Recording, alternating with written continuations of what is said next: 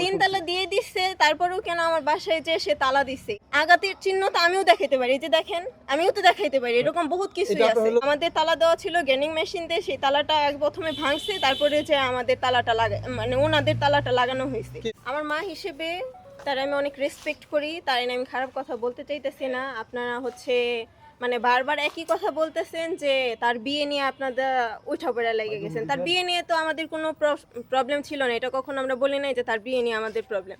আমাদের মূল প্রবলেম ছিল আব্বুর কবরটা যেন সে না বিক্রি করে, সেকেন্ড আমাদের বাসাটা যেন দখল না করে, এটাই আমাদের মেইন প্রবলেম। বাট আপনারা প্রবলেম বানিয়ে ফেলছেন, যেমন সে আরেকজনের বিয়ে করছে, এটা নিয়ে তো আমাদের কোনো প্রবলেম নাই। আচ্ছা, আপনার যে বাসাটি থেকে বাইর হওয়ার জন্য যে রাস্তাটি, এটা কি 18 শতক জমির মধ্যেই জি, নাকি? এটাও আমার মা 18 শতাংশ জমির মধ্যেই করে। আচ্ছা, এই জমিটা কি বিক্রি করে দিয়েছে নাকি? জি, এটাও বিক্রি করে দিছে। ওই যে বিশ্বাস না হলে ওখানে সাইনবোর্ড আছে, আপনারা দেখতে পারেন। কার কাছে বিক্রি করেছে যদি একটু বলেন? এটা আমাদের এলাকারই মানুষ, আতিকার হারুন নামে। আচ্ছা, আমরা যেটুকু এই এলাকায় এসে শুনতে পেরেছি যে আপনাদের এই জমি নিয়ে ঝামেলা থাকার কারণে প্রভাবশালী একজন ব্যক্তির কাছে আপনাদের এই সম্পত্তিটি বিক্রি করেছে, যেন আপনারা তাকে কিছু না বলতে পারে। এটা আসলে কতটুকু সত্য? এখন মানে ভাই, যার কাছে বিক্রি করছে সে এখন প্রতাপশালী হোক বা না হোক, যে জমিটা নিছে তারে নিয়ে তো আমাদের কিছু বলার নাই। সে নিয়ে থাকলে সে টাকা দিয়ে নিছে, তার জমিনে সে থাকবে। আমার মার সম্পর্কে মানে মার সাথে সম্পর্ক যতটাই যেমনই হোক না কেন, সে আলাদা থাকতে চাইতেছে, আলাদা থাকতেছে। সো এখানে আমাদের কিছু বলার নাই। আপনার মা কতদিন যাবত বিয়ে করে এই স্বামীর সাথে থাকছে? 2 বছরের উপরে হবে। 2 বছরের উপর। আপনাদের সাথে বিয়ে করার পর কেমন আচরণ দেখতে আমাদের পেরেছেন? সাথে বিয়ে করে আমরা তো নর্মালি জানতামই না তার বিয়ে হয়েছে।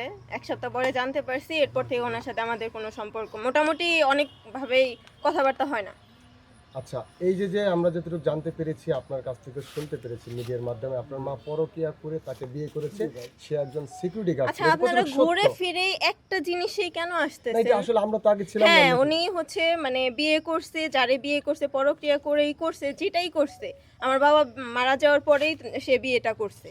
আপাতত আপনারা একটা জায়গায় পড়ে আছেন, একটু চেঞ্জ হন। যেই জিনিসটা আমরা চাইতেছি সেই জিনিসটার জন্য আপনারা চেষ্টা করেন। একটু আপনার কথা যদি বলতেন। আপনি জি, আপনারা কি চাচ্ছেন? আমরা এখন মূলত চাচ্ছি আমার বাবার কবরটা যেন থাকে, আর আমাদের বাসা যেন দখল না হয়, এইটাই। আপনাদের বাসা তো 3 তলা দিয়ে দিয়েছে, এরকম 3 তালা দিয়ে দিচ্ছে, তারপরেও কেন আমার বাসায় যে সে তালা দিচ্ছে, এটাও তো একটা প্রশ্ন আসে না? আমার বাসায় গত সপ্তাহে সে যা তালা দিয়ে আসছে, সেটাও মানে আমাদের তালা দেওয়া ছিল গ্যানিং মেশিন দিয়ে, সেই তালাটা প্রথমে ভাঙছে, তারপরে যে আমাদের তালাটা মানে ওনাদের তালাটা লাগানো হয়েছে। পুলিশ, আমার মা, পুলিশ আসছে, পুলিশ এসে তদন্ত করছে, পুলিশের সামনেই সে তালাটা খুলে দিছে।